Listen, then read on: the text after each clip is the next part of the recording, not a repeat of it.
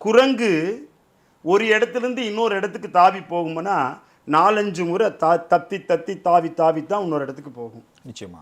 அதனால் குண்டலினி மூலாதாரத்திலிருந்து சுவாதிஷ்டானம் வருகின்ற வரைக்கும் 4-5 நிலைகளை பெறுவது குரங்கு தாவுவதை போல மந்திகதி என்று சொல்வார்கள். குண்டலினி ஏறுவது. இரண்டாவது மாண்டூகம். மாண்டூகம் என்றால் தவளை. தவளை ஒரு இடத்துலேருந்து இன்னொரு இடத்துக்கு போகிறதுக்கு தாவி தாவி தாவி தாவி தாவி தாவி தாவி குதிச்சு குதிச்சு குதிச்சு குதிச்சு போகும். குண்டலினியும் அப்படித்தான். மூலாதாரத்திலிருந்து சுவாதிஷ்டானத்திற்கே பல குதிச்சு அப்படித்தான் போகும். நம்ம கோயம்புத்தூரில் முதல் முறையாக ராஜேந்திர சோழனால் வடிவமைக்கப்பட்ட 18 சித்தர்களுக்கான பரிசுத்த சித்த பூஜையை மூலிகை சித்தரையா நடத்த உள்ளார். விதியை மாற்றுவோம் சித்தர்கள் வழியில் பயிலரங்கு நடைபெற இருக்கிறது.